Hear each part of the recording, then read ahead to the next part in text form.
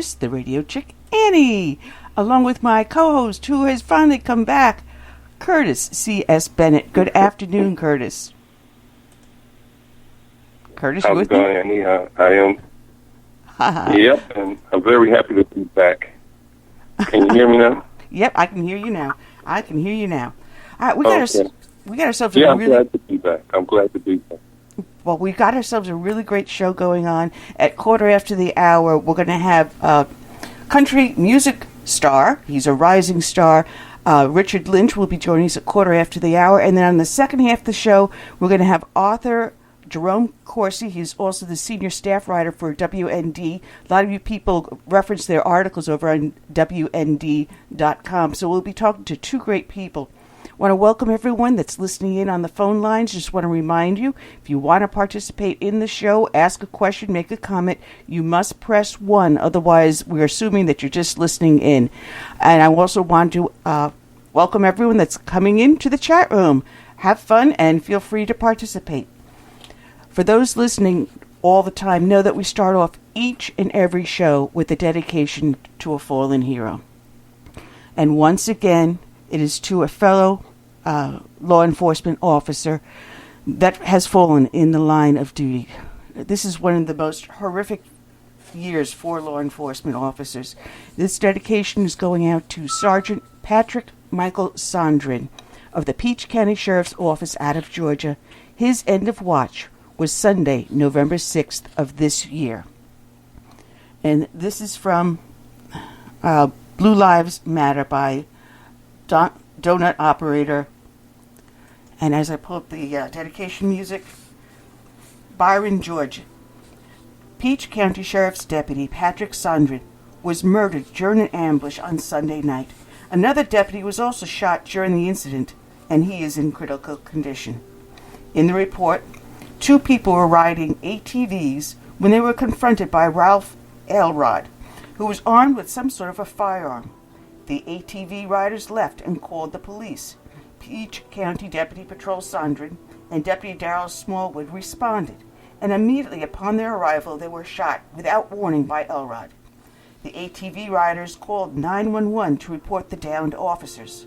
Peach County deputies and Byron police officers responded and got into a gunfight with the suspect.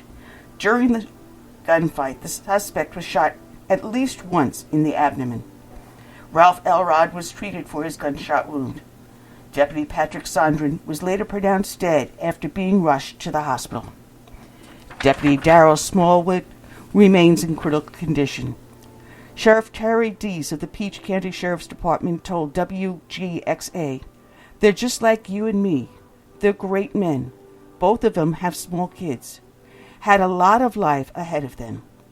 Deputy Sondron had served his community for over 12 years as a law enforcement officer. We aren't even a full week into November, and Deputy Patrick Sondron is the 6th officer killed in the line of duty this month, and the 107th officer killed in the line of duty in 2016. Gunfire deaths of police officers were up 65% this year. And this is the words from Jacob, the son of fallen hero Patrick Sondron. "I just had the honor of speaking with the remarkable 21-year-old man, Jacob Sondron. Jacob is the son of fallen hero Patrick Sondron. Peach County Sheriff's Deputy Sergeant Patrick Sondron was tragically murdered during an ambush. Police were originally notified of a disturbance after 2 people who were riding ATVs were confronted by an armed man with a firearm. The ATV riders fled from the men and called the police. Peach County Deputy Patrick Sondron and Deputy Darrell Smallwood responded to the location. Upon their arrival, they were both immediately shot without warning. It is a difficult time for Jacob and his family right now. He wishes to express his gratitude for the outpouring support that the law enforcement community has shown his family in these dark hours.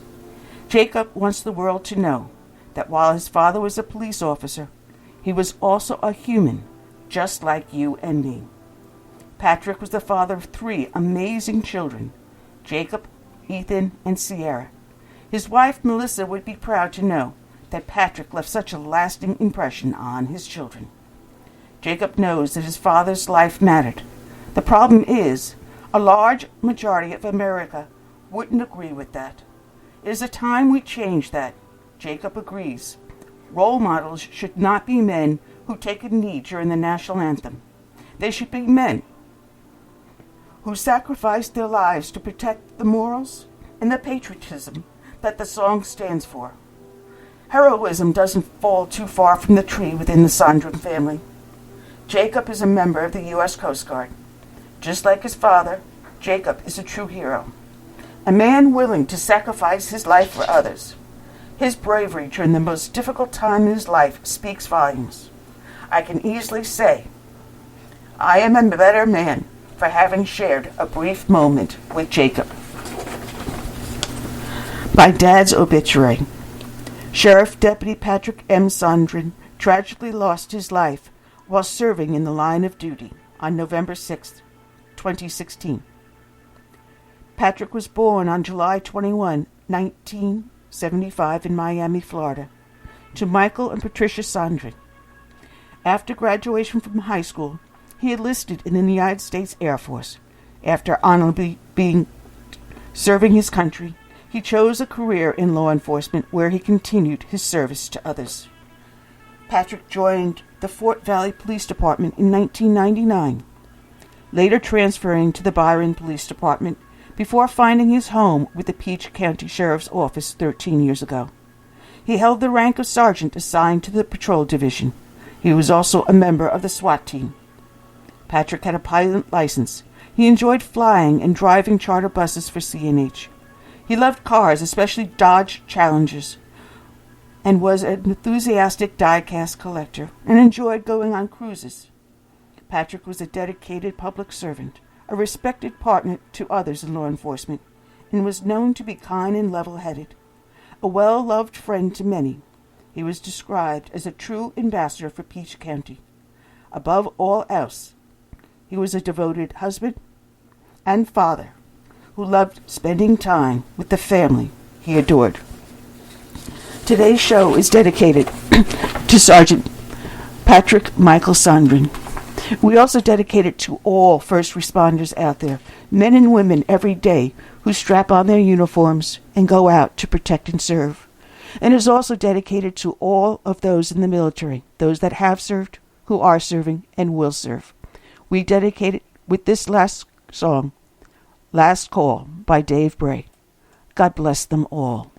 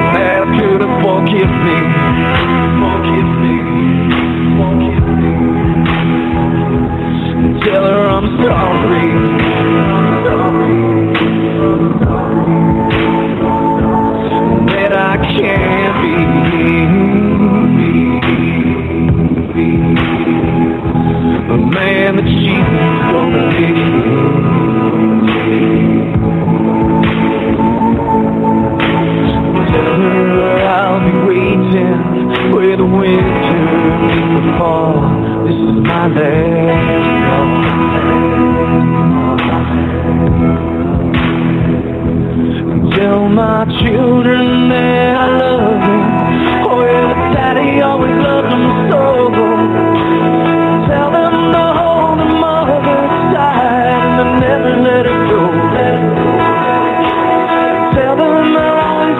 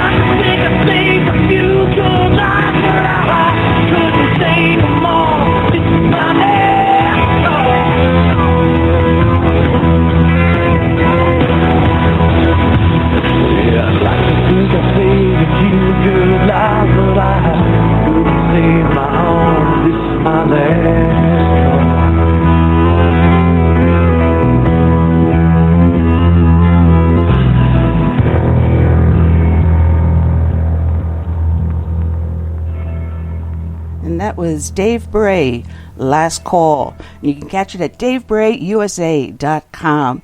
You're here listening to Southern Sense here on Blog Talk Radio, High Plains Media, SHR Media, Kinetic Hi-Fi, The Fix FM out of Charleston, South Carolina, up on iTunes, Stitcher, Spreaker. Oh, the heck with it. You know what I'm going to say.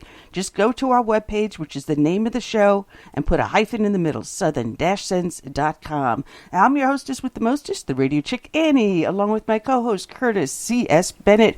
Curtis, we've got a great guest coming up, and I do believe that individual is in on the line with us. Are we ready to get down to it? Ready to get down, ready to rock and roll, and ready to get educated. All right. And I got to tell you guys out there in the chat room, I have to apologize. There's something wrong with my chat room. It keeps crashing on us. It may be the Adobe Flash Player or something, but I'm going to try to keep the chat room open on my end. So if I miss anything, Curtis, you let me know. All right. We got a caller in on the line. I do believe this is our guest, Richard Lynch. Hello. How are you today, Richard? Well, hi, Annie. How are you guys doing today? Oh, well, if I can keep my chat room open, I'll be doing fine. Oh, man. It was a pleasure for Michael to reach out to me and ask me if I wanted you as a guest, and I'm thrilled to have you on here. And by the way, Michael is at the hospital with a newborn baby. So congratulations to Michael. We love you. He's and his wife are in our prayers. So let him know that we gave a shout out on air to him. How's that? Absolutely. Right. He just added another Patriot to America. Oh, man. Richard, you've got a new album out called A Better Place. Can you tell us about that?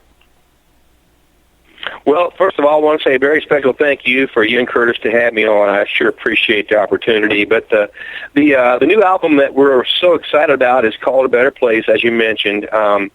It's just a great traditional country album that we're really proud of. It's got a lot of diverse country songs in it. It has a whole bunch of up-tempo, hard-driving, good old country songs, and it's got some heartfelt, country ballads, and it's got some western swing. It's kind of diverse in the fact that it's country music and it's traditional country music. It's the kind of stuff that you don't necessarily hear all the time, and I just love the traditional sound, and I realize that there's a whole lot of folks out there that are definitely wanting to keep that traditional sound and trying to find that again. So me and other folks are doing it and doing our best to keep it going.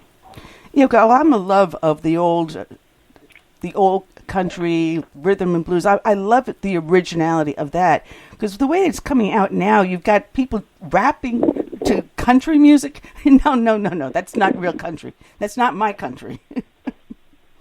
Right. I agree 100%. And there's millions and millions of folks out there that feel exactly the same way. Unfortunately, the industry has, taken the name.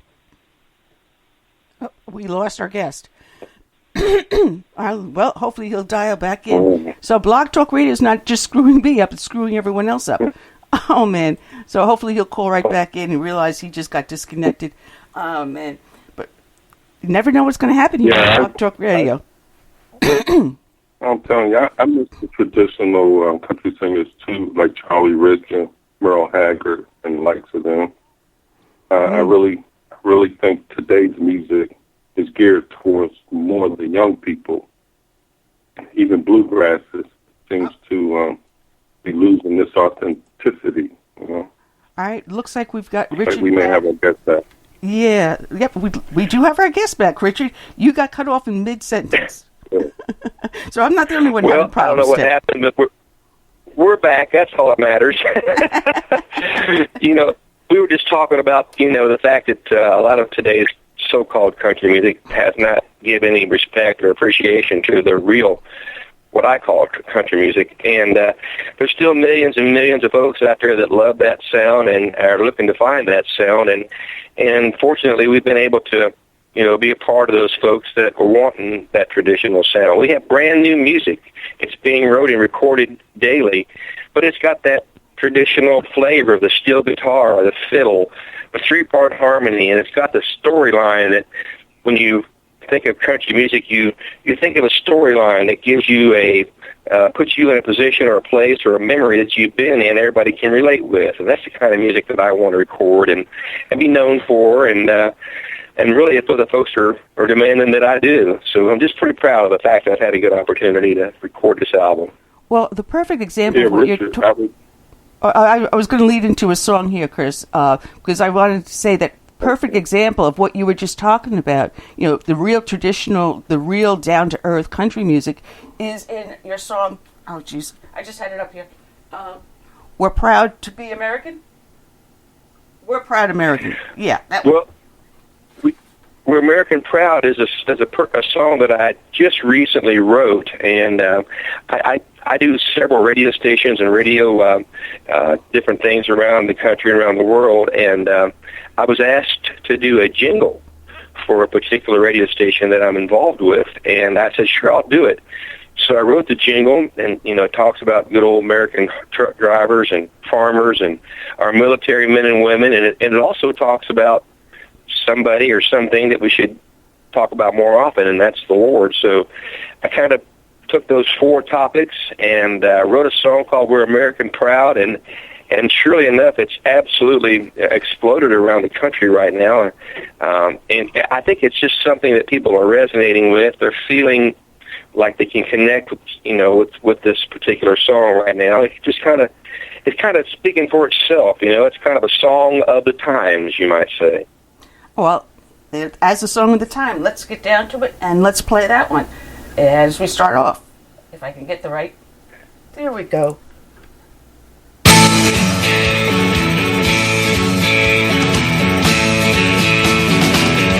Got American pride. Got American pride. We stand side by side. Side by side. We talk clear and loud.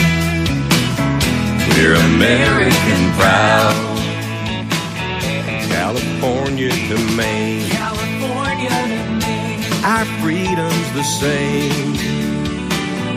From the backwoods to the big towns. We're American proud. Here's to our truck driving pals. They put in the miles. All our farmers and friends, whose day never ends. With our soldiers in mind. With our soldiers in mind. They leave no one behind. No one behind. To God we keep our heads bowed. We're American proud.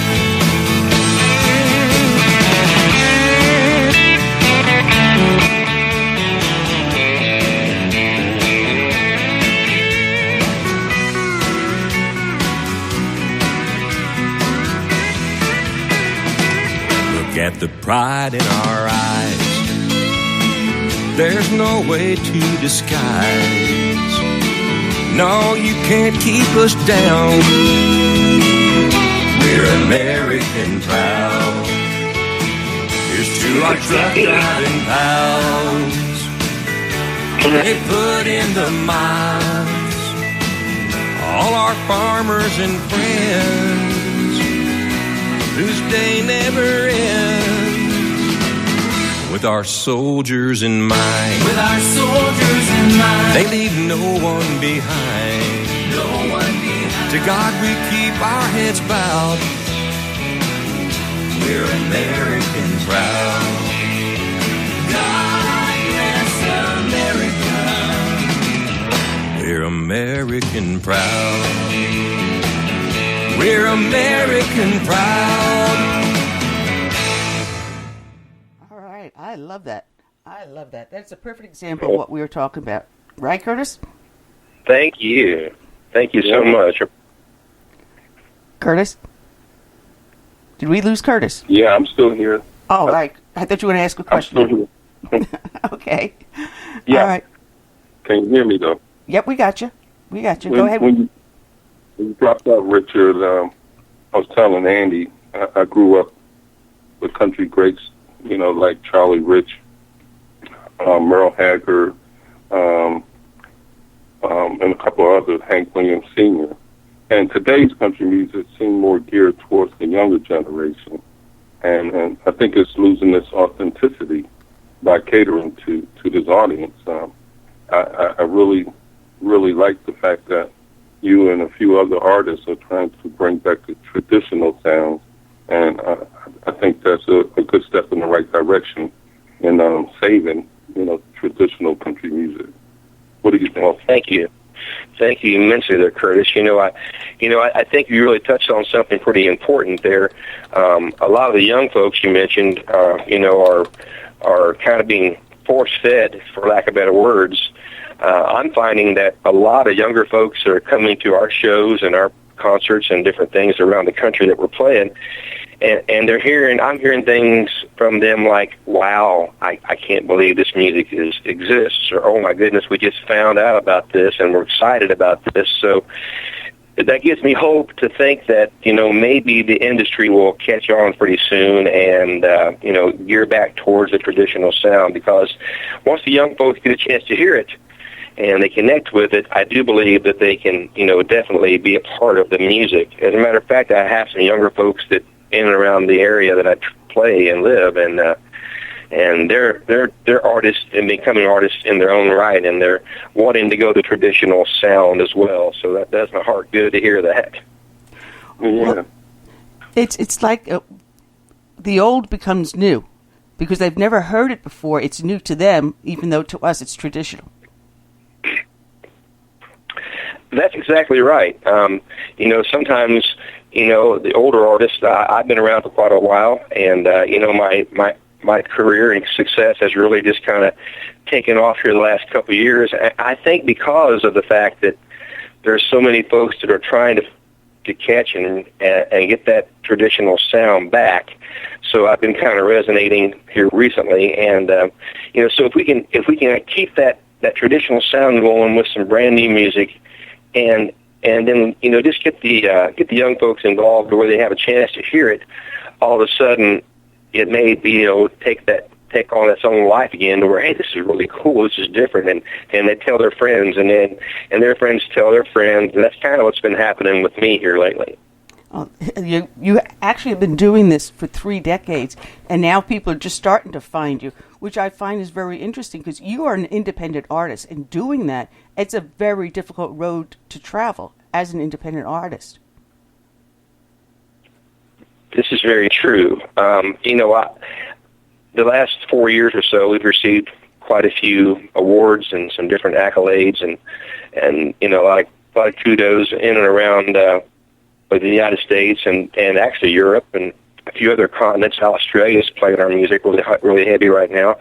But it just kind of goes to show you that if you stay in the game long enough and you believe in what you do and you love what you do, at some point you will tend to catch fire or get some attention out there. And I'm just thankful that all the recognition and everything that's happened my way here lately is coming my direction. I'm very thankful for that. But I'm also appreciative of the fact that I have a good health and I have a good wife that supports everything I do, and that has a lot to do with my ability to perform and write songs and pursue the music that I love. You got to have all your stars aligned, I guess you might say, and it seems like I finally got them all aligned right now. Well, you cite a lot of classical artists like Conway Twitty, Buck Owens. They're great. They are great. But in your title song on your new album, A Better Place, when I was listening to it, what came to mind was George Jones' He Stopped Loving Her Today. Did that have any influence in your writing in that song? Well, I hear this often, and I'm compared. That song is being compared to something maybe George Jones would do. I wish I could claim that one. I did not write that song. A good friend of mine, Billy Yates, wrote that particular song, and Billy was kind enough to produce and and record our present album, A Better Place. He wrote the song, and I knew that I had to have that particular song on the album. And you touched a little bit on it. For the folks that have that passion about the traditional country music, that song would fit into a George Jones type of song. As a matter of fact, I've been told by a lot of folks in different interviews and different folks around the country how they can hear George doing that song, and you know, that's such a flattering comment and a statement that I hear from folks, and I always thank you and thank them for letting me, you know, entertain them, and the fact that they even compare me to somebody as close and amazing as George Jones just kind of blows my mind how they equate me with them. But I really appreciate the fact that they connect with that. Well, let's the listeners hear what I'm talking about. And here's a better place.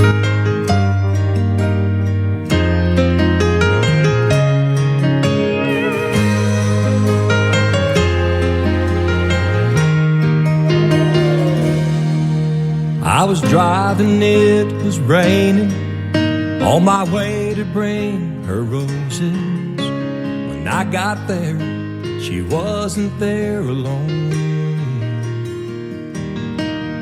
Oh, it tore my world to pieces to know we'd never be together.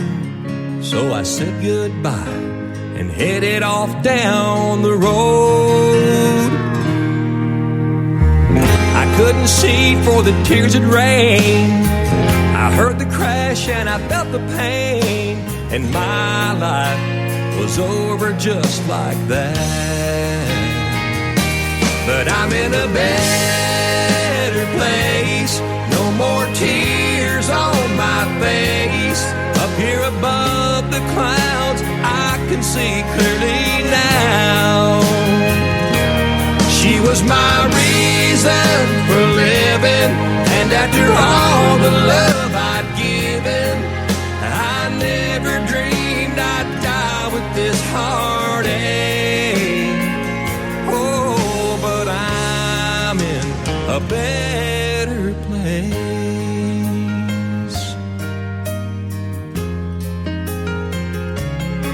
Now she's standing there crying like she's dying to hold me. Too bad she waited too late. I spent most of my life just trying to make her love me. I can't believe what it took to finally make her look my way. The preacher man sends up a prayer, the organ music fills the air, and a choir sings as they carry me away. But I'm in a better place, no more tears on my face. Up here above the clouds, I can see clearly now. She was my reason for living, and after all the love I'd given, I never dreamed I'd die with this heartache. Oh, but I'm in a better place.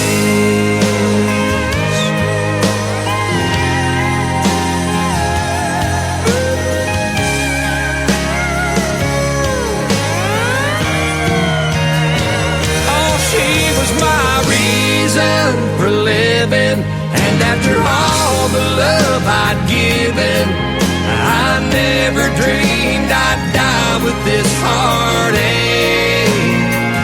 Oh, but I'm in a better place.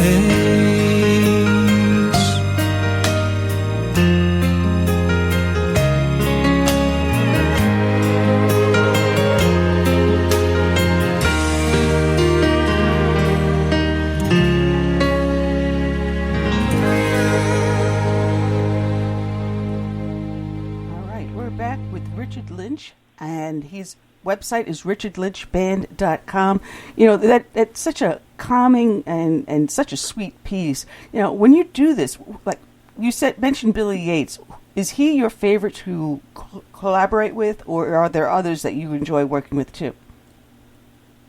Well, I enjoy working with a lot of the folks out of Nashville and, you know, the folks, but, you know, you connect with certain folks, at least for me anyhow, the personalities. Me and Billy have very similar upbringings, and we have similar interests and so forth as far as how we were raised and how the music influenced us, and I just had a natural connection and a natural way to be with Billy, and he put me at ease, and being the quote new artist, I guess you might say, but it was such a great experience to record with Billy and have his songs. Some of his songs, I should say, on this particular album. That's just somebody that I really connected with, and I loved it. And there's others we just mentioned. We're a lot of folks in Nashville that we record with and we write with, but Billy's just kind of special, you might say, for me. Now, recording these things, there's different ways that are recorded. You either go in one by one and lay down the tracks and then have someone mix it together, or you go in as a whole band. Which way do you enjoy doing this? Well, I have to admit, all the material that we use and we record in Nashville, we use with absolute studio musicians, the best of the best, the people that play with George Strait, the people that play with Reba, and on and on and on. And these studio musicians are incredibly talented musicians, and I love going in with them and being part of every aspect of the music. And by that I mean, I grab my guitar, I sit around and I play the songs that I write for the musicians. We chart everything up, and everybody can kind of put their little 2 cents worth in as far as the arrangement, maybe the steel guitar here or the guitar here or the fiddle there.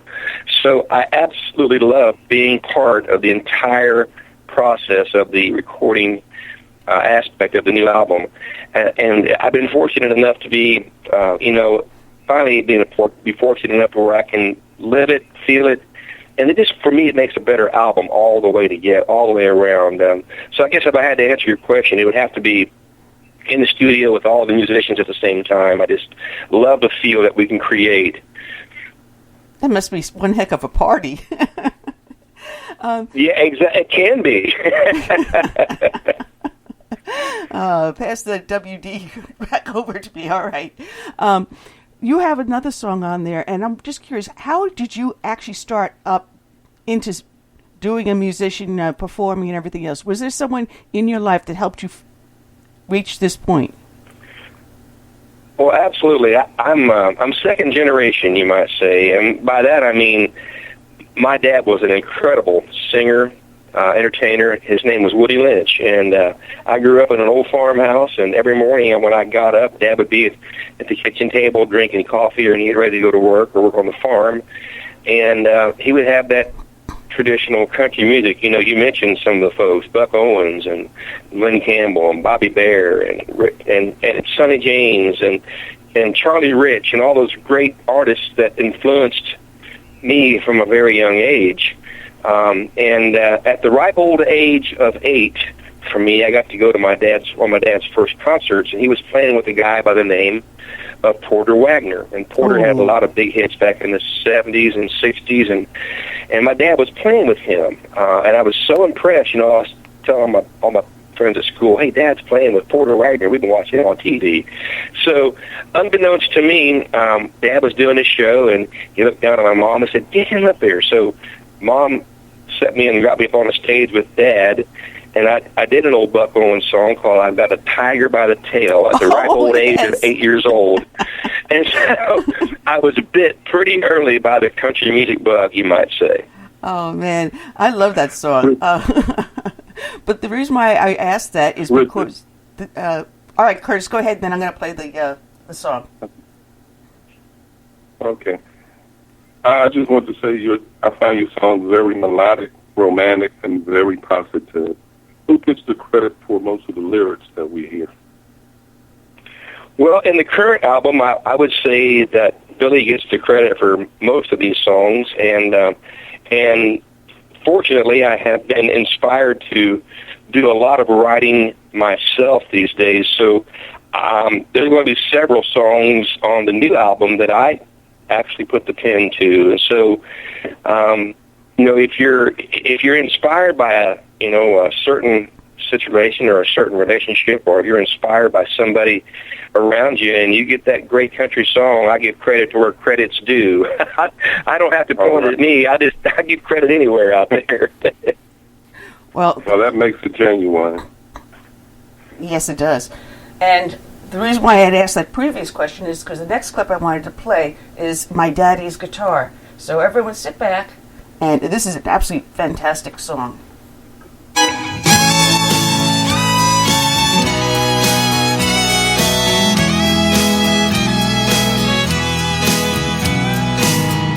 Walking down our old lane, I remember everything about the way we grew apart back then.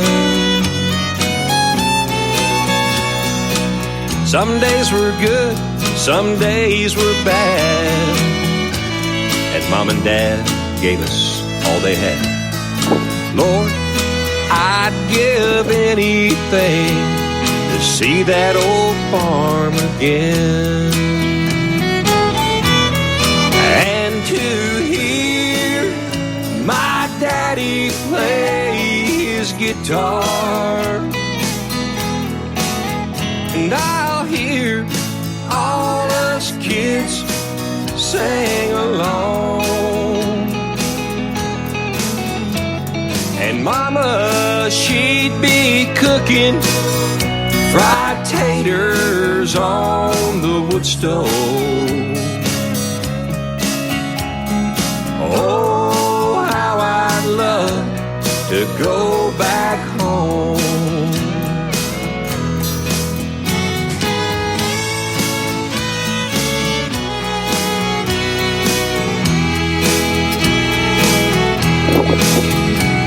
Now, all these years have come and gone, but there's hardly a day that I don't ponder on all those memories that made me what I am. And now Mama's frail and Daddy's gone, but I know again I'll hear him sing his song on that day when we all go home. And I'll hear my daddy play his guitar, and I'll hear all us kids sing along. And Mama, she'd be cooking fried taters on the wood stove. Oh, how I'd love to go back home. And I'll hear all us kids sing along. And Mama, she'd be cooking fried taters on the wood stove. Oh, how I'd love to go back home. Oh, how I'd love to go back home. Oh, how I'd love to go back home.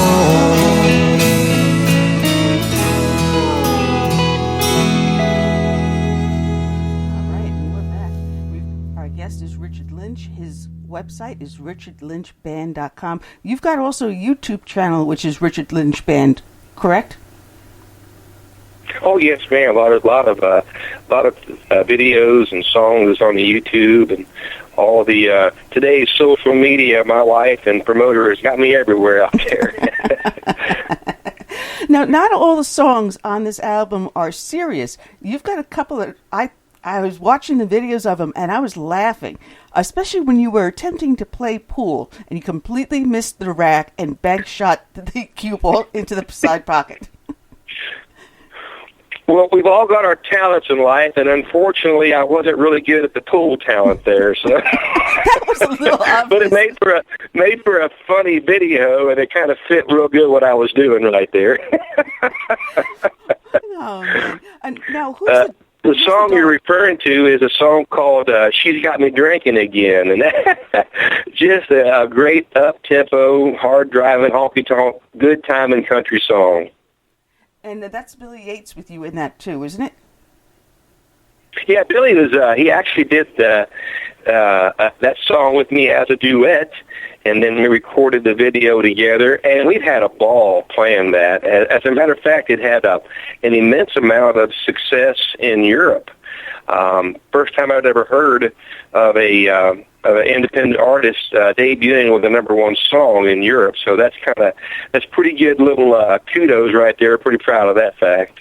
I mean, it's a fun video, and it's apparent when you're making it that you are having a blast. Matter of fact, every now and then my husband goes, "You're driving me to drink." So I had my husband in the background thinking, as I'm thinking about that. I guess anyone that's in a relationship or married or whatever, we've had those moments. So. Oh, you bet. You bet. That's what makes country music because, you can hear a song and right away the folks that are hearing that song, they can connect with that particular situation, or they've been in that relationship, or they've lived that particular lyric of that song, and that just makes people connect with the fact that traditional country music is so real to people. Oh, man. As a matter of fact, I agree.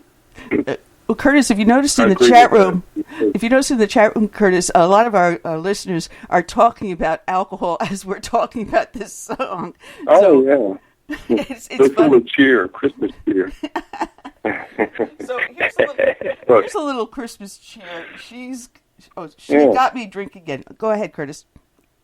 But I want to agree with Richard that people can relate to country music. I don't know how far back you go historically in the world of music, but jazz great Charlie Parker and R&B legend Ray Charles, and of course country great Charlie Pride, they all love country music because of the stories that they told.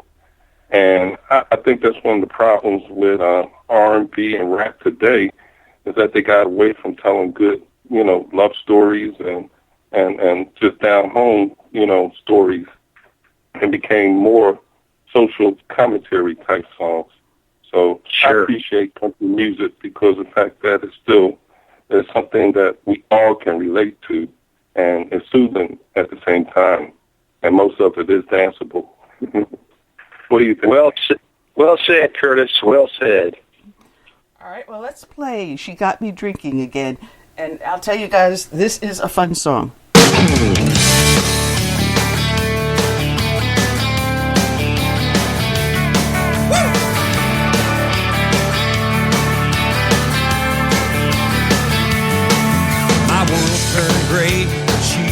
Away, said she found somebody new. I fell apart with an aching heart, didn't know what to do. So I got dressed up and jumped in my truck, faked me a big old grin. Called my buddy Bill, said there's no time to kill. She got me drinking again. Back on the bottle, back on the stool, telling dirty jokes, laughing like a fool, having lots of fun just being me. So here's a toast to what it used to be. Yeah, thanks to her I'm back out hanging out with my friends. She got me drinking again.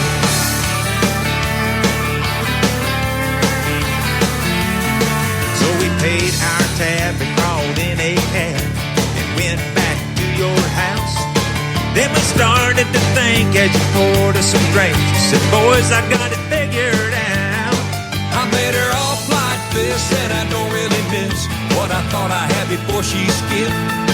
So I picked up the phone, and I heard her moan when I said, you got me drinking again.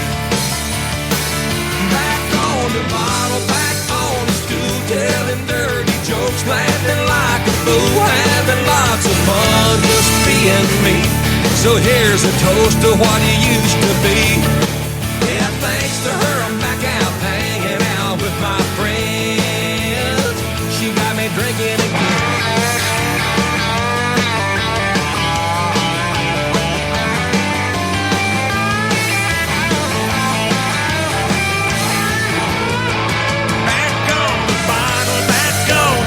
Telling dirty jokes, acting like a fool, having lots of fun, just being me. So here's a toast to what used to be. Yeah, thanks to her, I'm back out hanging out with my friends. Yeah, thanks to her, I'm back out hanging out with my friends. She got me drinking again. She got me drinking again.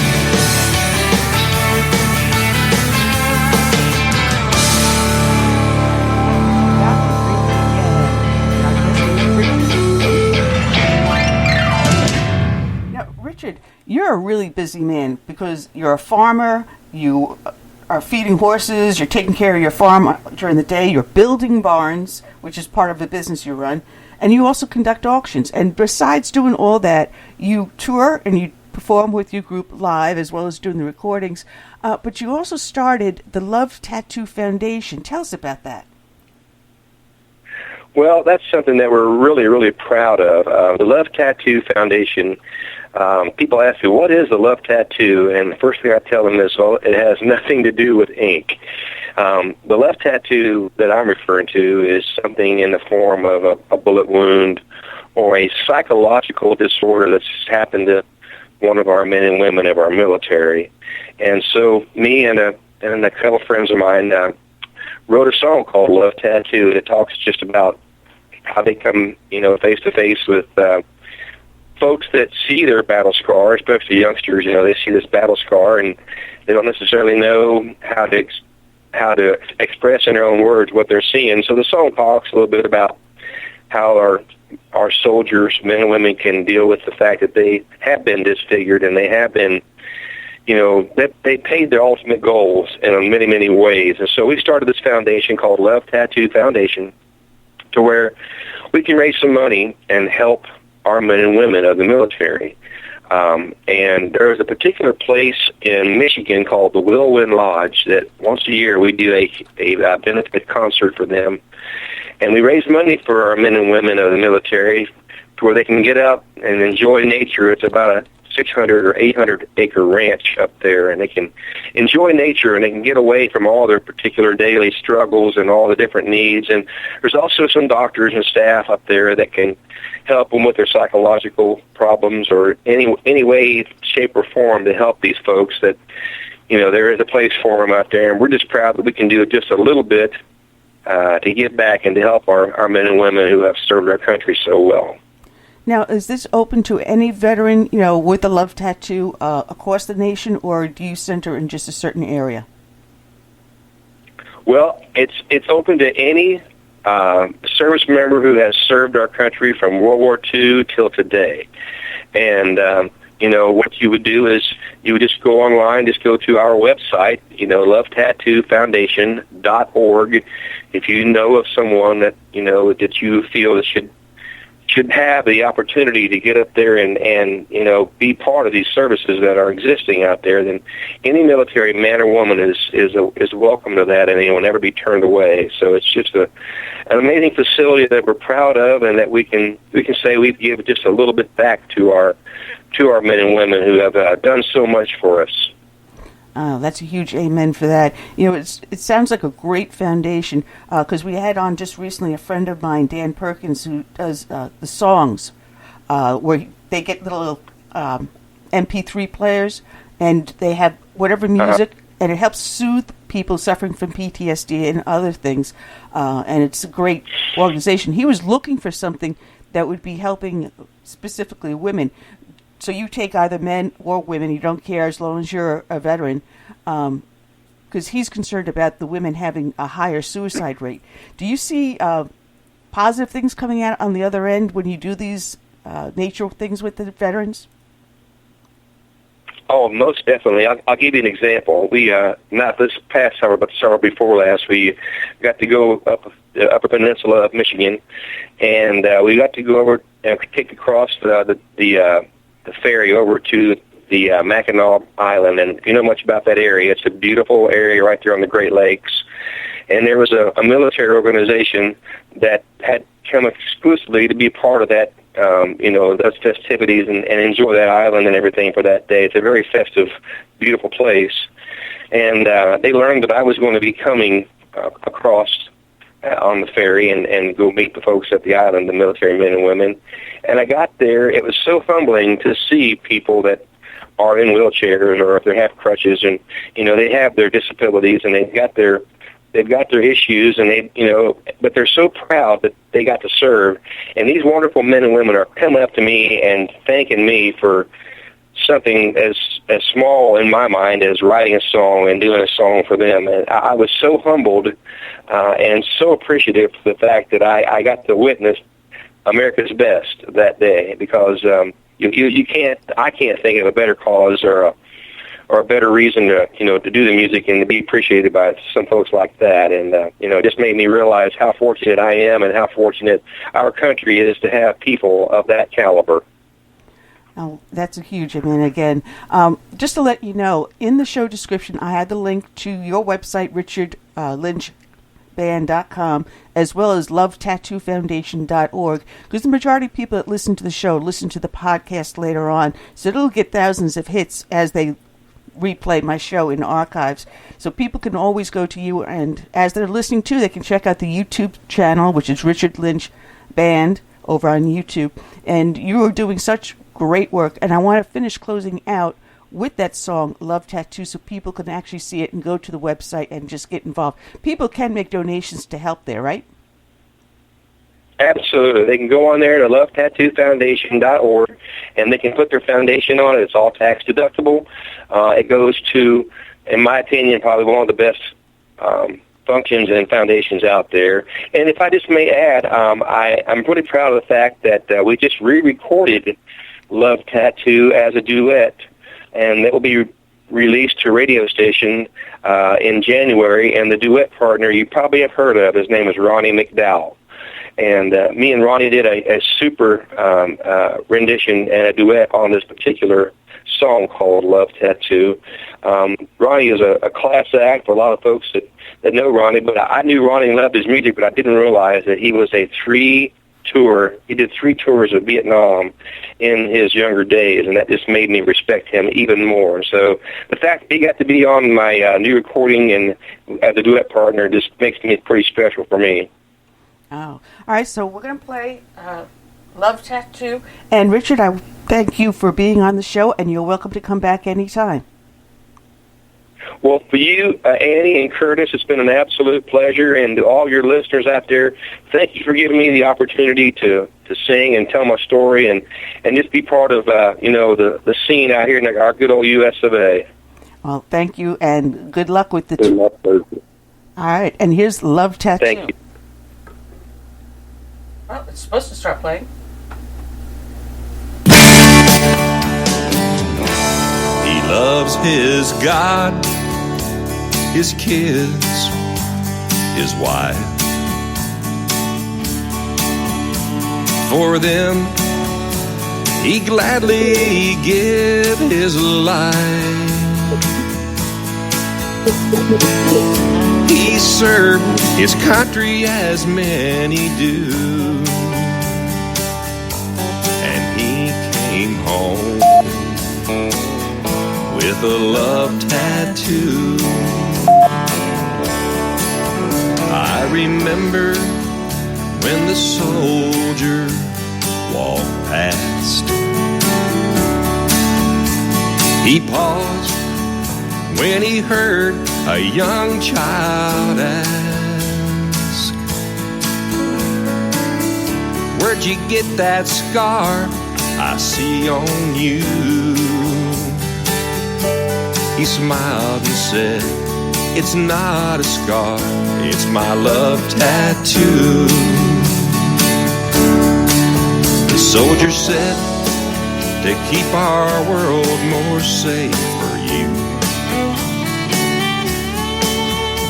I fought and bled as many do. I did what I knew I had to do. No, it's not a scar. It's my love tattoo. His love tattoo is a symbol to remind him how we fought with pride for our red, white, and blue. If Uncle Sam asked him to stand with our soldiers in Afghanistan, he'd unpack his uniform and combat boots,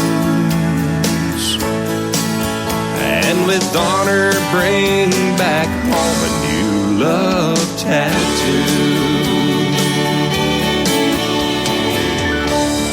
My love tattoo helps me recall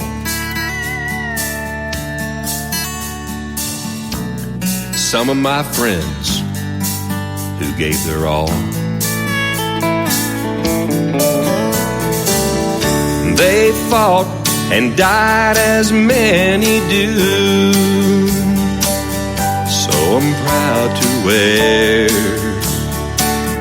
my love tattoo. He loves his God, his kids, his wife. For them, he gladly give his life. He served his country like heroes do, and he came home with a love tattoo. Yes, he came home with a love tattoo.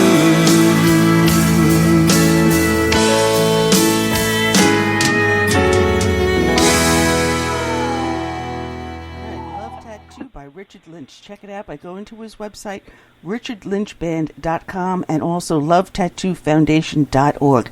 We're back. We've got our next guest sitting in the queue waiting to go on. And Curtis, we're going to bring aboard senior editor for WND. Everyone knows that news website, as well as author of a recent book titled Partners in Crime. Welcome aboard, Jerome Corsi. Jerome? Hi, it's just Jerome Corsi right here. Okay. Can you hear me? Yeah, we can hear you now. We got you. Okay, You've got good. Okay, good.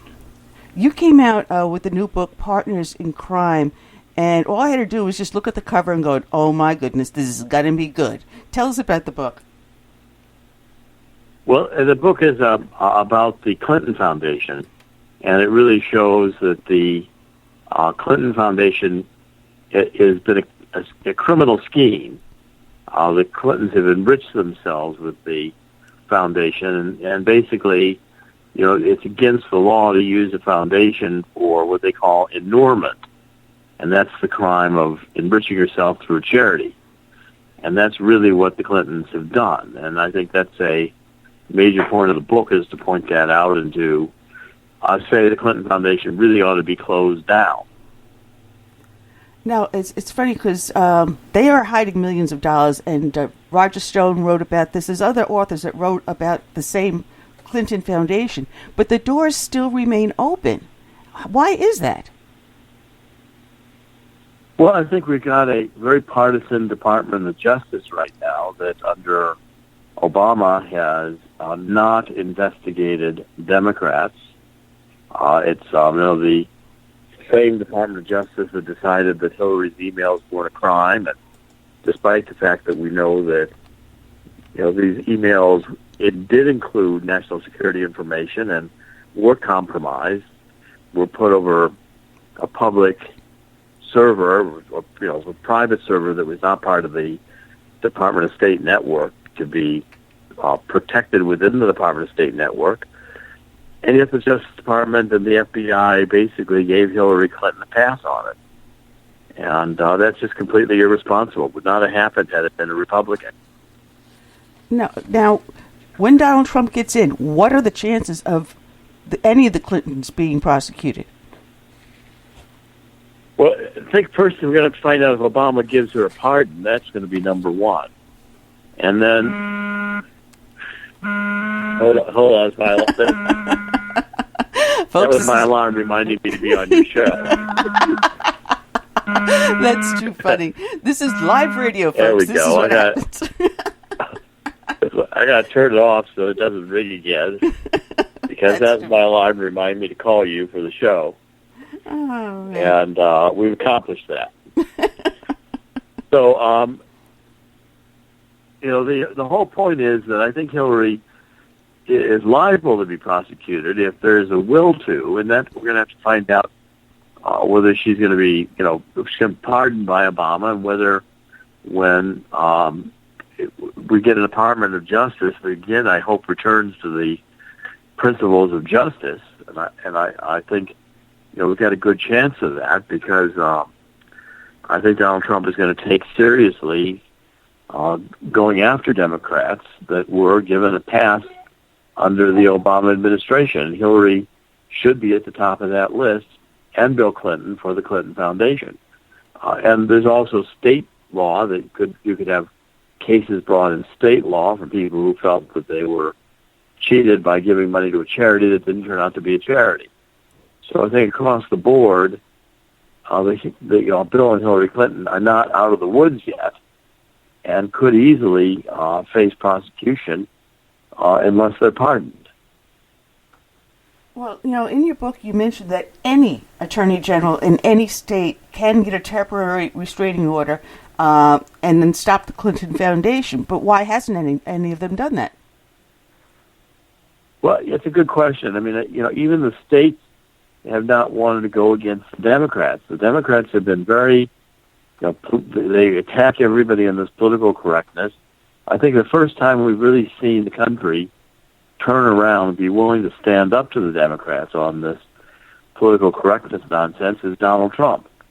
And when the country had someone willing to challenge the Democrats, like Donald Trump, we see the outcome. And the outcome is very dramatically in favor of Donald Trump winning the election. And I think the country, when Obama's gone, is going to look to reverse a lot of Obama's policies and hopefully get back in line with the Justice Department so that we have justice under the law again. It's funny. In the chat room, Ron has written that the pardon of Hillary will not protect the foundation. And that is true, because we can go after the foundation and not touch Hillary just yet, can't we? Yeah, I think the foundation should be shut down. And there's other people who ran the foundation who could be prosecuted and should be prosecuted. Should be, Bruce Lindsay's one. He's been president and a key figure in that foundation since its inception. There's a number of people associated with the foundation, including Chelsea. I wonder if she'll get a pardon too. And the foundation cannot be allowed to continue to operate as a sham, as enriching the Clintons and trying to influence policy, getting money from rogue nations who really have no good desire in their hearts to do anything except to buy favor.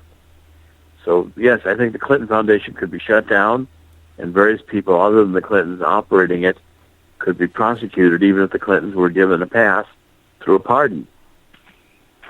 Now, at one point, Hillary, on a TV interview, I believe it was, said that she was broke when they left the White House. But yet you charted how that wasn't really true, and how there's millions of dollars that just disappeared into thin air.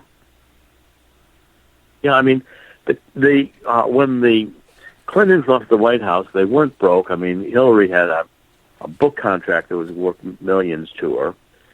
And they've managed to each buy these mansions, and one in Chappaqua, one in Washington, and they have net worths of over $100 million. Well, Bill Clinton's never held a job except for ex-president. He gets a pension on it that's not $100 million.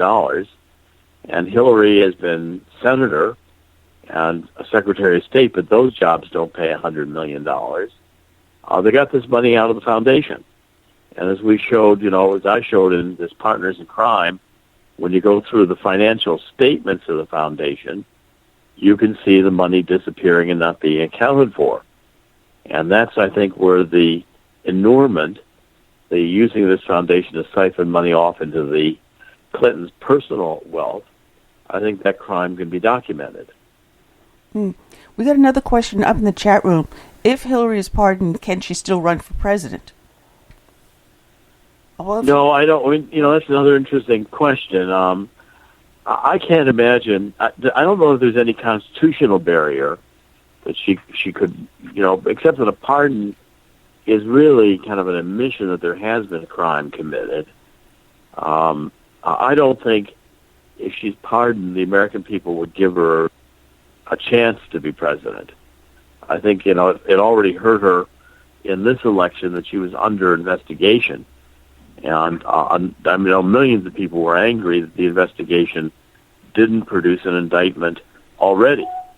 So I don't think that Hillary is going to be a viable political candidate in the future, just given her history and the fact that people are angry about what the Department of Justice did not do, during the election. It's Jerome. Go ahead, Curtis. Yeah. Jerome. In America, justice is supposed to be blind. That means the same laws apply to the poor and to the rich, and without favor. But when we have administrations like this who put into place people over the Justice Department, like Eric Holder or Loretta Lynch or whatever, how can we change it where these appointments or these people placed as directors are influenced by the White House? Is there any answer to that?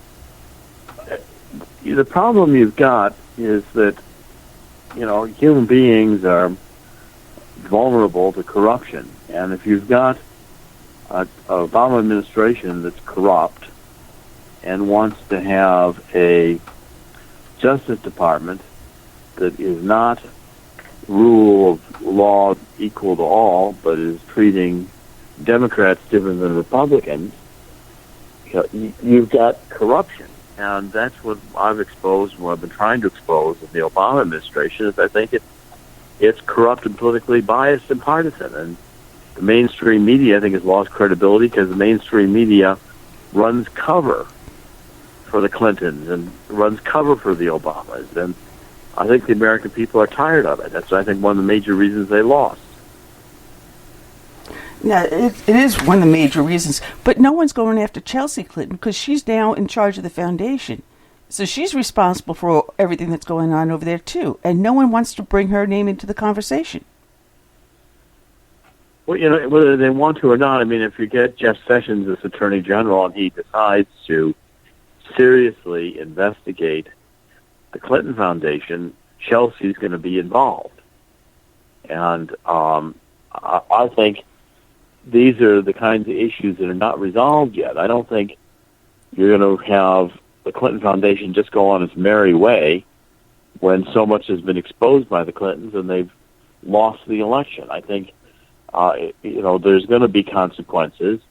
And it'd be interesting to see if Hillary gets pardoned, does Bill get pardoned, and does Chelsea get pardoned, or do none of them get pardoned?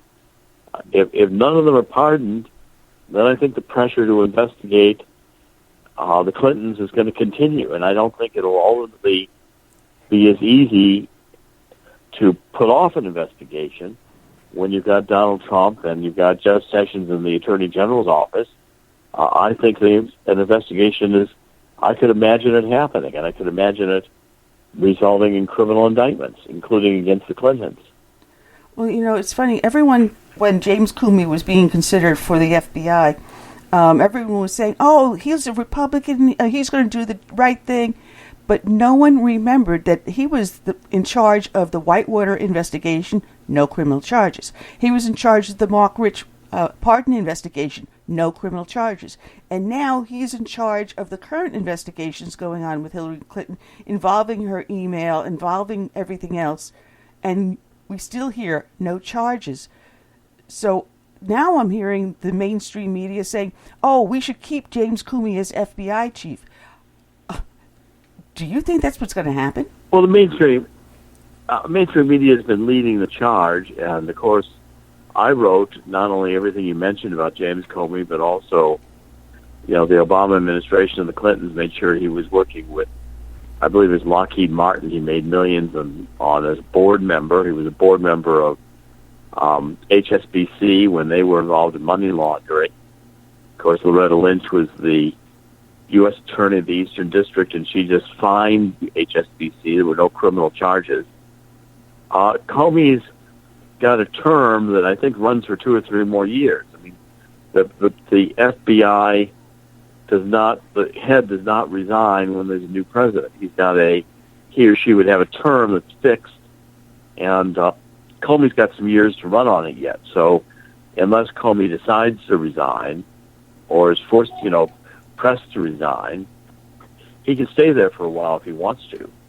I just think that the Obama administration will, want to keep him there, and the mainstream media will want to keep him there, but hopefully the Trump administration, when it comes in, will put enough pressure on Comey that he'll resign. That's going to be a nice fight to watch out on. And you're also talking about, in your book, several scams that the Clintons had, and I've talked about this often, and yet mainstream media, again, is ignoring it. There was the disaster in Haiti, and then the Clinton went down there with George H. Bush, supposedly to raise money to help them rebuild. And that was, 4 or 5 years ago, and people are still living in shacks on the side of a muddy mountain. No money went over there to help the people that were hurting.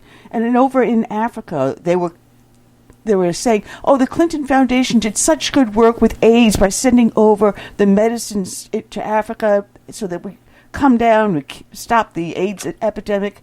But the medicine wasn't working. Why? Because they diluted it.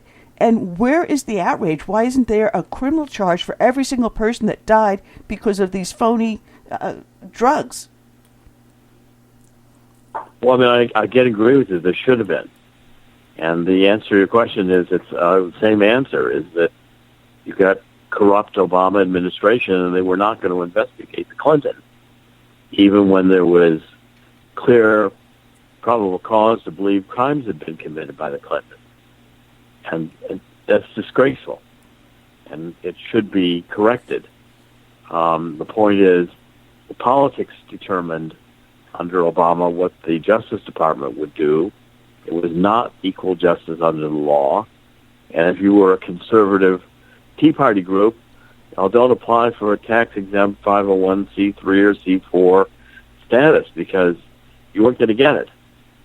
And if you were a liberal group, open borders or George Soros backed or whatever, you could count on getting your tax-exempt status because the IRS was also another partisan organization that operated politically. And I think that's disgusting. It shouldn't be that way. And hopefully it will change. Hopefully. Now, I was... Jerome. Curtis? Go ahead, Andy. I'll pick the next question. No, go ahead, because I was going to switch trains of thought. Go ahead, Curtis. Okay. Jerome, I was just curious, why to this day Obama's birth certificate is still issued with some people. And I'm also curious, how is it that a man running for the president of the United States can have his school records and health records sealed from the public in this day and age? Well, it's pretty remarkable. I mean, the cover-up over Obama and his background, starting out with the birth certificate and all of his school records and everything going on with who he is. And now we know Sheriff Arpaio did his press conference yesterday, and it's clear that the birth certificate's a forged document, that, high crimes and misdemeanors have been committed. Now, if that's going to be investigated or not, Obama's not going to investigate it. He's going to be out of office very soon. Let's see what President Trump does. But the point is, I think most Americans know that these are not the way. This is not the way the American government's supposed to operate, this kind of biased, partisan way. And so I'm hoping and praying it's going to be corrected. Well, you have up on WND.com, which is the website that you're the senior editor for. Your first story is Sheriff Arpaio and the birth certificate. Right. So it is. Yeah, we think this is a big story. And yet no one wants to admit that it is a story at all. Again, you got the mainstream media who covers for Obama. New York Times and the Washington Post, it's all political. It's why this last election, you didn't see the American people swayed by the New York Times or the Washington Post, because I think the American people have caught on. And they're not listening to the mainstream media anymore. I think that's where WND and the Internet, talk radio, and others have begun to communicate the truth to the American people and raise questions, and the American people have responded. I'm very pleased to see that the mainstream media has lost its influence. We have to also play social media. Social media played a big role in this. A lot of people don't get news to that and whatnot. But I see a future where, the people will take back this country one way or another. And, it's obvious that the Democrats have lost so many seats in the House and the Senate and governorships and at the state and city and, community level. They're a dying party, and I don't think they want to admit that. But what are your thoughts on that? I think the Democrats have moved so far to the left. This is not the Democratic Party of John Kennedy or Hubert Humphrey in the 1960s. This is the far-left Democrat Party of Saul Alinsky and Bill Ayers. And it's out of touch with the American people. American people aren't going there. You got the elites on the coasts, Washington, New York, L.A., and the elites are all, wanting one world government and wanting the take God out of everything and all these agendas that the left has. But the American people aren't there.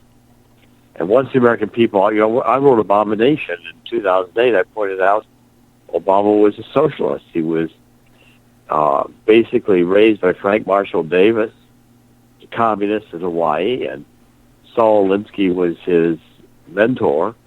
Worked with Saul Alinsky Community Organization, and I pointed out that the point is that American people heard fundamental change, and they thought this was going to be good for everybody, and then they realized the fundamental change meant communism or socialism. And I think that's where Obama's begun to lose a lot of his appeal. I'm looking up on your website, which is WND.com, and I'm surprised. I'm very pleased for you because your number one bestseller has been vindicated by 10 experts. So your book, Where's the Birth Certificate, is based on truth and fact. Right. That's right. I've said that from the very beginning. I said from the very beginning the birth certificate's a fake. And now Sheriff Arpaio proved it. He showed the birth certificate that Obama's was copied from. And I think that should be startling to the American people. And it's despicable that the mainstream media won't even report it. Yeah, and you have 3 different articles up on there which points out and names the 10 experts. They're not little tiny, living out of mom's basement people. They are influential people. Oh. So I'm recommending everyone to go to that website, check out the book there, as well as your current book, which is Partners in Crime, about the Clinton scandals. Curtis, you had a question? Yeah, I was going to say, even if that information was put out to Obama supporters and stuff, they would push it and say it's a partisan, result and this and that and the other. As far as the media, they're too busy putting forth this thing about, the Russians, played a significant role in the elections, and then we got this other thing going on with the checking the count and everything for the election results, and from what I've learned, even if some of the electoral votes change, it still would have to go before Congress, and we have an all-Republican Congress, pretty much. So it wouldn't go anywhere. So well, I think that's open mirrors. That's the problem, and hopefully with the American people finally saying no more to the Democrats. I mean, Hillary thought she was going to win and was shocked when she lost. I think now maybe there's a chance to deal with the Republicans in power, as hopefully some of these situations are going to be reversed. But until we start getting truth and prosecutions impartially of people who committed crimes, even if they are at the level of president or vice president, and we need to keep pressing that way. That's the only way we're going to get out of this problem. Well, it's going to be a very interesting next 37 days, because right now you've got everyone screaming that the Russians tampered with the election. They influenced the election to make sure Hillary Clinton wasn't elected. But as my husband was listening to these news stories and these pundits, and he's screaming, why would Putin want Clinton? Why would he not want Clinton as president? Because he could walk over her just as easily as he walked over Obama. Now with Trump, he's got a fight on his hands. So he would be working to elect Clinton. Wouldn't that be logical? I can see the point. I mean, I don't think Putin interfered. I don't think there's any proof it was Russia. I think this is all made-up nonsense because Hillary is even a worse loser than Al Gore, and more of a crybaby about it, trying to blame others, which I think is completely irresponsible. It won't take. The point is Hillary lost, and she lost because her policies were not accepted by the American people. And if the Democrats were worried about their emails, they shouldn't have written what they wrote, because whoever exposed these emails allowed us to see the truth about how corrupt the Democratic Party is within the inside. Well, in the articles you've got up on WND.com, you mentioned this, and I actually was listening to Julian Assange on Sean Hannity yesterday when I was running errands. I mean, boy, was that a Freudian slip. And he said himself that it was an inside job. It was definitely not from the Russians. Right. He said that consistently. And the Russians say the same thing. It's only John Brennan of the CIA, and the CIA is very political now, too. I mean, remember John Brennan, before Obama took office, was the guy who, had the theft of Obama's passport records, to sanitize Obama's passport records. That was John Brennan's private security firm at the time. And John Brennan's always been a Democratic Party operative. That's been one of the problems with John Brennan at the CIA. He's not running it like an impartial organization. He's running it like it was an operative of the party or operative group of the Democratic National Party. And that's just not acceptable to Americans. I don't think Russia was involved. I don't think there's any proof that Russia tampered with the elections or that Russia wanted Donald Trump to win. I think it's all a made-up story by the Democrats to try to excuse themselves from taking the blame for losing. Because in the article you say former British Ambassador Craig Murray said he has met the person who handed over the emails, and they were from the Democratic National Committee. So it's not even just the CIA. Right, no. Yeah. Go ahead. And that's coming out increasingly. That's being said very generally right now. And I think it's true. And yet you've got mainstream media and members of Congress, screaming about Russian hacking. But, Russia's been hacking into our communications long before the Internet was around for everyday use. There was that underground cable that ran from Europe to the United States that they were tapping into to read messages, to listen to phone calls. They've been doing this to us ever since they became the USSR. So why is anyone amazed that Russia wants to know what's going on over here? It's a story that the Democrats, it's a fake news story that the Democrats made up to explain why they lost. There's probably a dozen intelligence agencies that hacked into the Clinton and Podesta emails because they weren't secured. Podesta lost a cell phone or two. I mean, anybody could have hacked into Podesta's emails. They didn't take security provisions. They didn't take it seriously. And I'm sure Russia did hack into, but I don't think Russia was the one who gave Assange the documents. I think Assange is telling the truth, and that came from within the DNC, somebody close to the DNC who had that information and decided to make use of it with Assange. I don't think it was Russia at all. No, I don't think so either. And talking about Russia, we've got Tillerson that Trump nominated to be Secretary of State. And I've got some questions about, having him as Secretary of State. What's your opinion on Tillerson? Well, I think he's going to be effective because he has dealt with Russia. I think we need to deal with Russia. And I think he can be tough with Russia, but fair. And we need to deal with China. I don't know why the Obama administration wants to act like it wants to go to war with Russia or China. I don't see that serves any purpose at all. Well, I just still have some qualms about him. I'm not sure he's the best man. I have other preferences, but there are questions like, some of his global warming leanings, things like that. Those are things I question him with. So I'm not happy with him exactly. It just leaves me uneasy. Well, I understand that.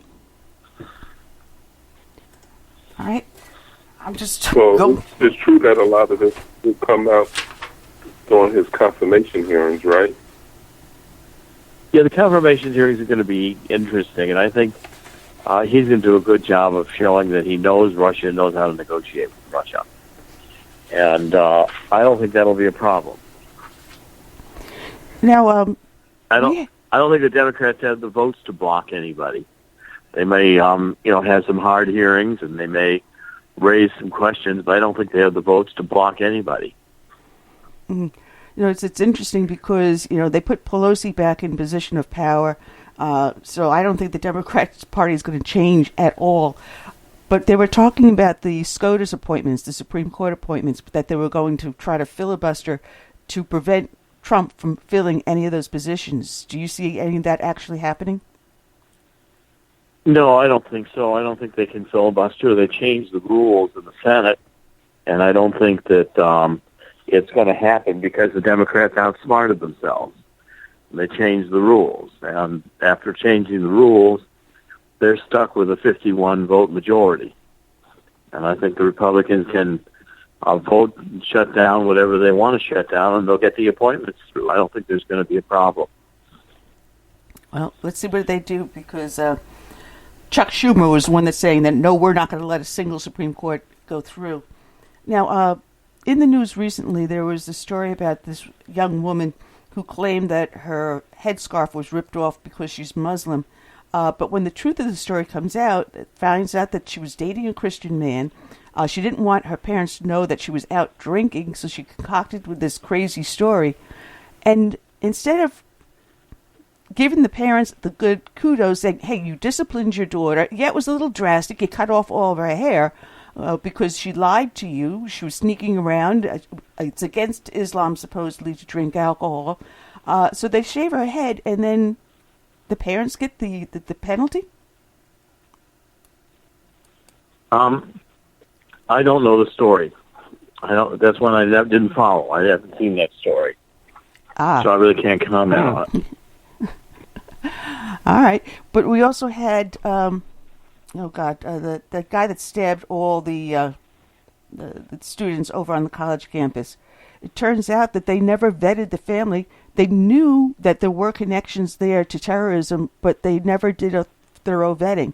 And yet we're still looking at bringing in more of these refugees. What's going to happen here? Well, I think Trump has got a good point about, needing to vet the people who come into the country and being much more cautious. I think we'll be much more cautious.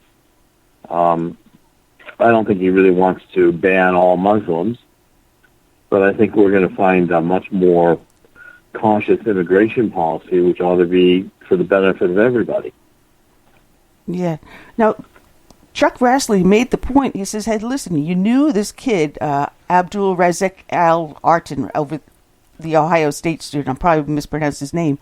They knew that there was questions as well as his other siblings, but the person handling the application never asked the questions.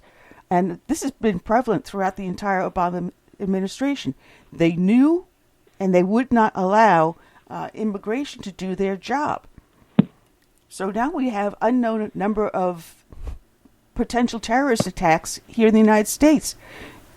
Do you think we have a chance to make our nation secure once again?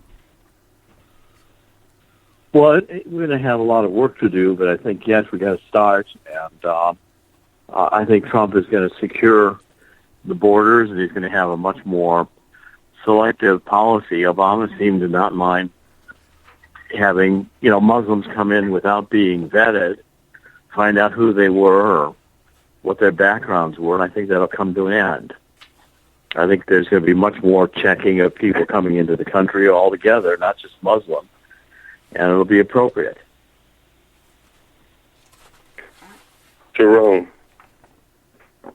Obama's been out there lately making a case that no nation should try to influence the election of another nation. Now, isn't this the same guy who tried to influence the elections in Israel?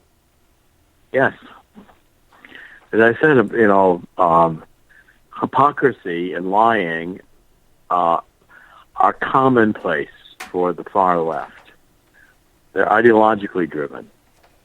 And if they want to influence an election, it's fine. But if they don't want you to influence the election, then you're evil. And they don't have any consistency, and they don't require consistency of themselves. It's entirely what they decide the policy ought to be. And if they contradict themselves from one moment to the other or are hypocritical, they don't care. If they lie, they don't care. It's been the way of communists since the very beginning.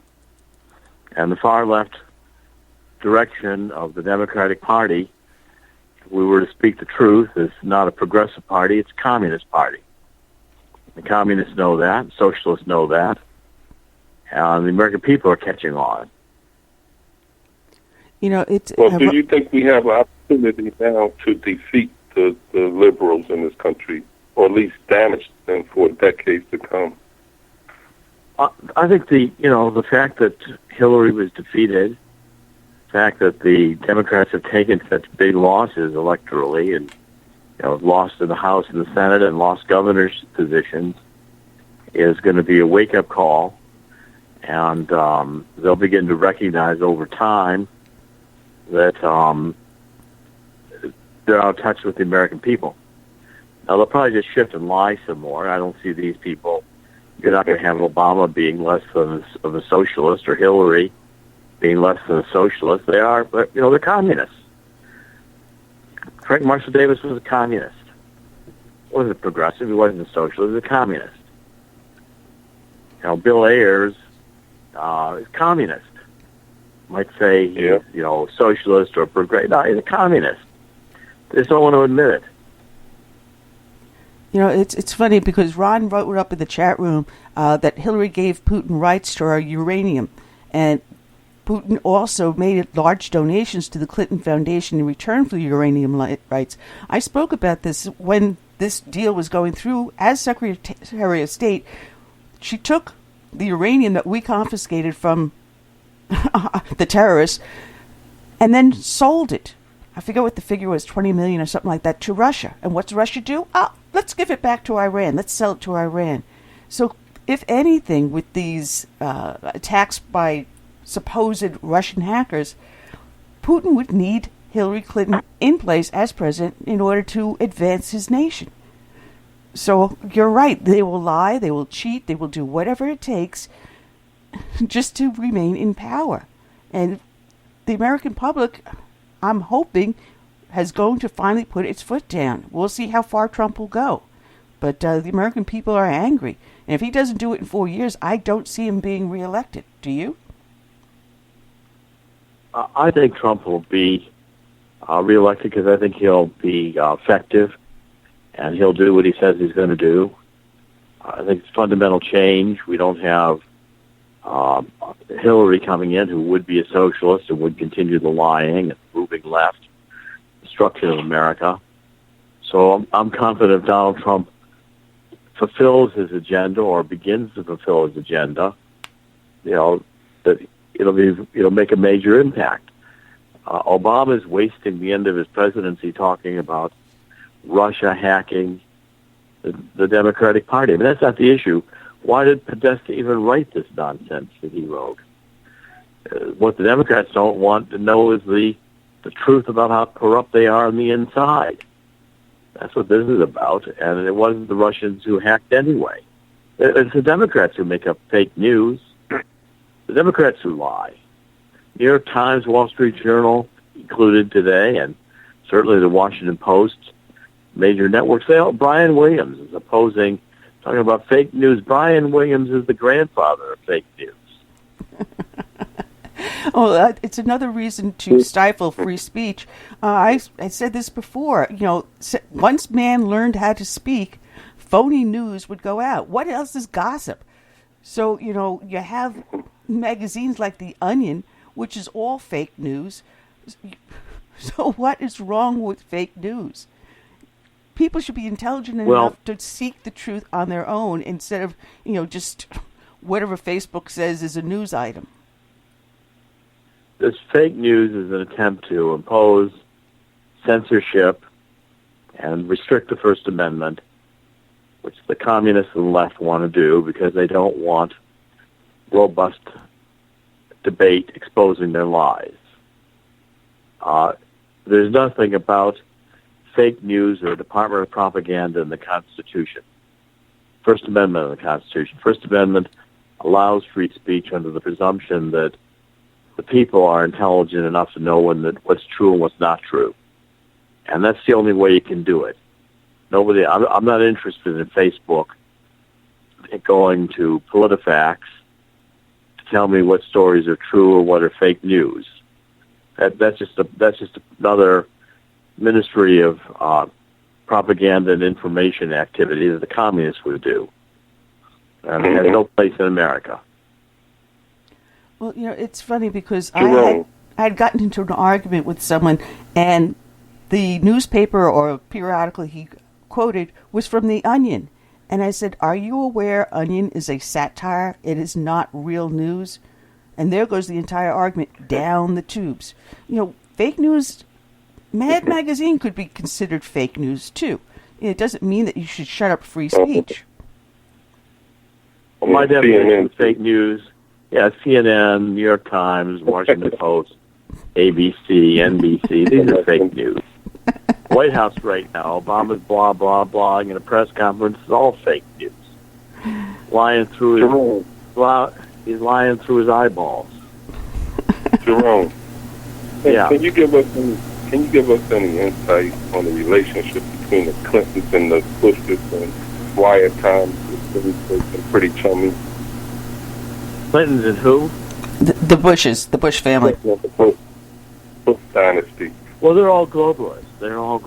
They are all agreeing, New World Order and multinational corporations and European Union and Trans-Texas highways. They all agree on all this stuff. And they're basically globalists, open border globalists. So the Clintons and the Bushes are closer together than you think they would be. Much closer. Well, it's been told to me that Barbara Bush considers Bill Clinton an unofficial son. The families are intertwined very closely, and there were relationships between Jeb Bush and Bill Clinton when he was governor of Arkansas.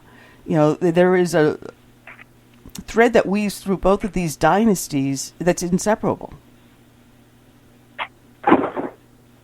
Well, that's always been the case in terms of these two families. I think this election people said no more Bushes, no more Clintons. And I hope the country stays to that. I'm tired of them both. I had enough of them forever. We don't need Jeb Bush. We don't need Chelsea Clinton. We don't need anybody else from the Bush family. We don't need any Clinton family. We don't need any more Obama. Two daughters grow up. I hope they'll have a good life. They shouldn't go into politics. Well, It's a bad idea. I think the country doesn't want any more of these people. But it is rumored that they're trying to groom Chelsea Clinton to run for office. I heard it was about 4 years ago that they were contemplating Chelsea running for the Senate. Here you have someone whose only political experience is being the daughter of a president. They can groom Chelsea to be a French poodle. I doubt if she'll be one. Oh, man. I'm running out of material because I got halfway through your books last night, and I just couldn't finish it in time. I'm going to finish it tonight. Okay, well, that's good. But I'm going to encourage people. My pleasure to be with you, and thank you. All right, well, I'm going to let you know there's a link to your book on the show page here, so people can just click on Partners in Crime, and they can actually download the book in a Kindle version if they want it tonight, so they can see it. And Jerome, the majority of people that listen to this podcast listen to it in the archives, so you'll get lots of hits on it, hopefully tonight and tomorrow and into the future. And I'm urging them to go to your news, the legitimate news website, WND.com. Okay, well, thank you all very much. I appreciate it. And you have a great day and a great weekend. And we welcome you back anytime. Thank you. Merry Christmas. Merry Christmas to you, too. Bye-bye. Bye. Oh, man. I'm sorry I didn't get to finish reading the book because I would have had a ton more questions to ask, but I had just gotten only halfway through it, so I apologize, folks. My fault. Should have started the book sooner. Can't always get it all done at this one time. But I got a little thing to let people know. Those that tuned in on Tuesday expecting to hear from Doug Giles from the Clash Daily, the reason why he wasn't on the show is that he and his wife had a very bad mountain bike accident, and they were quite bloodied and bruised. But Doug will be back on. He will be joining us on the 23rd. So he apologized profusely, but I said, hey, listen, get yourself better. Your health is more important. Take care of what you got to do. You can always come back on the show. Yeah. So things happen. Yeah. Things happen. Unexpected things do happen. One of the things I was thinking about during our conversation with Jerome is the fact that the Democrats really don't have any up-and-coming stars, like the Republican Party. And that's one of the reasons why I sense that their party, at least the radical left-wing part of it, is dying, and that's a good thing because they really don't have anybody to replace these people like Barack Obama and, for instance, Hillary, whereby on the Republican side, we have plenty up-and-coming stars. What do you think about that, Annie? Well, I think the new batch that's coming around, especially with a lot of veterans coming home from the War on Terror, are starting to become active in the political arena. So I think over the next 20 years, we're going to see a shift towards a more conservative government, which is a good thing. It's when men and women that will go on to elected office have never served in any other capacity before. I mean, serve. I don't mean, I don't know. I'm thinking of a word and I can't. It's on the tip of my tongue. Well, so push this at the Pentagon. Right. We need people that are not bureaucratic hacks or career politicians. Yeah. And as it stands now, there are 48 members of Congress that are starting to advocate for term limits. And I know that there's an attempt at a Article 5 movement to make an amendment to the Constitution to create term limits. So let's see if we can get that ball rolling.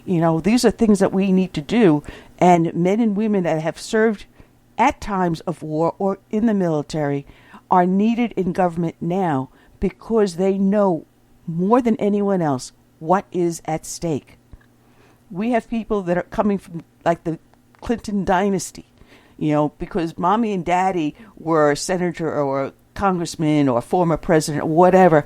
I get to inherit that position. That's got to stop.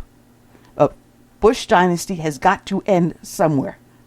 And then get in term limits, get in men and women who will willingly want to serve the people of the United States and protect this nation.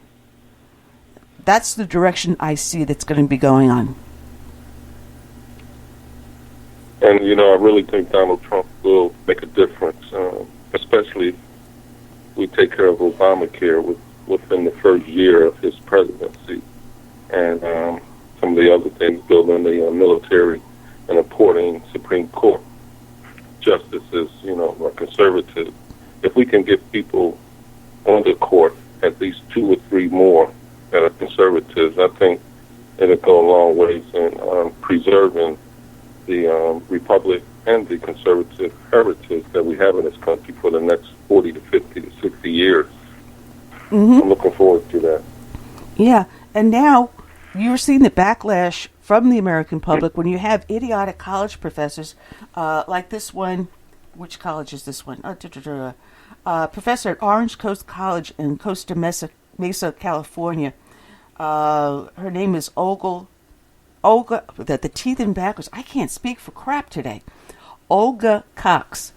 And she's a professor on human sexuality. Oh, Jesus. I mean... Oh, wow. But great field. Yeah. But what she did was she told students that Trump's election was an act of terrorism. And then she shamed anyone that had voted or supported Donald Trump. We've got to stop this. We have to get back control of our education on the college, university levels, as well as on the K through 12 level. We've got to kick this liberalism, these snowflakes, out of colleges. This is crazy. To say that because you voted for Donald Trump, you committed an act of terrorism. It's got to stop. It's more propaganda. But it's this mentality. But they are influencing young minds.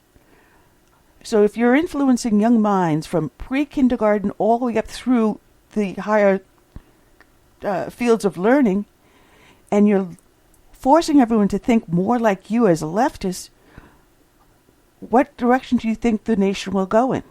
We've got to start nipping this in the bud now and shame these college professors that do stupid crap like this. Not only that, Annie, we have to put competitiveness back into the curriculum.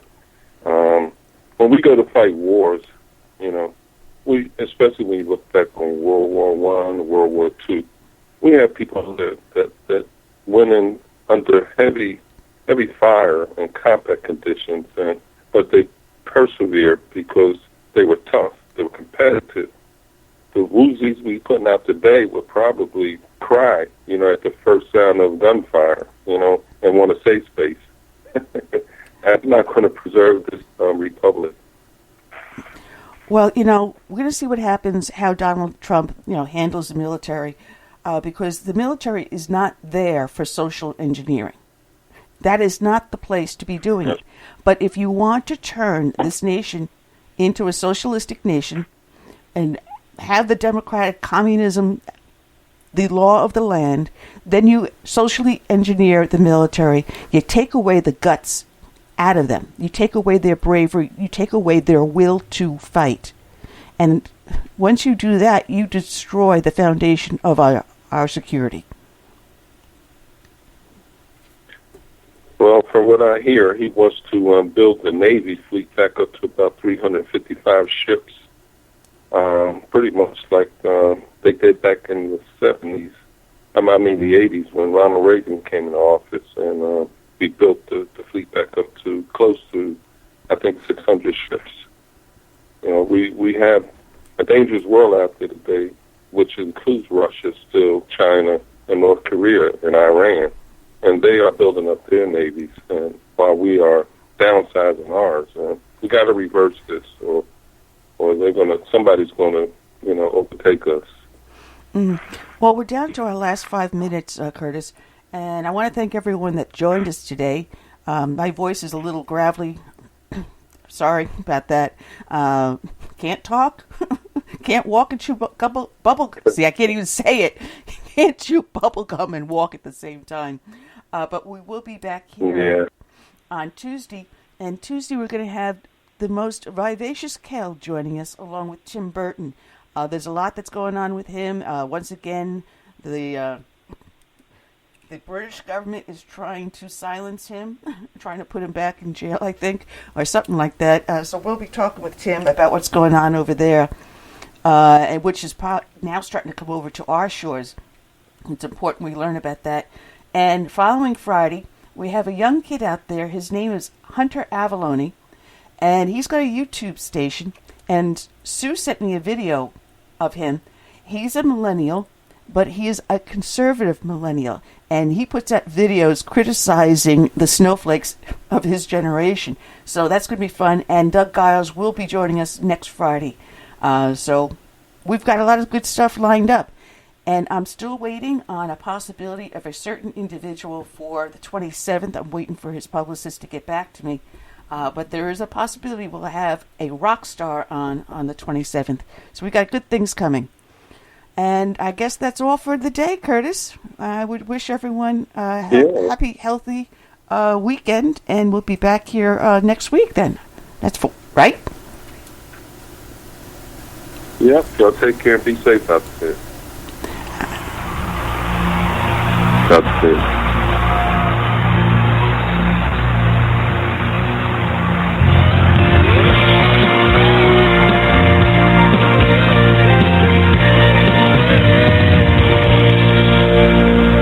Born in the grip of oppression, I fought for my liberty.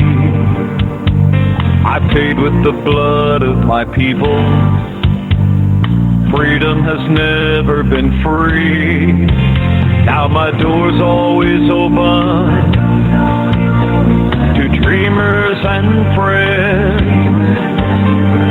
When I'm attacked, I protect and defend, because my name is America. I stand proud and free. My name is America. Don't tread on me. I cannot be broken. I cannot be chained. If you hurt me, I'll get stronger, and I'll rise up from the flames, and I'll always stand proud and free. I'm America, don't tread on me. America is my name. My strength was not taken from others. Others gave it to me. They believe in the virtues I stand for, my respect for humanity.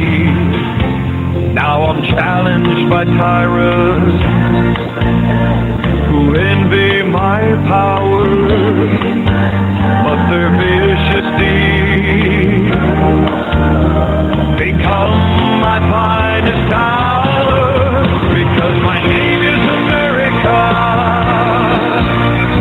I stand proud and free.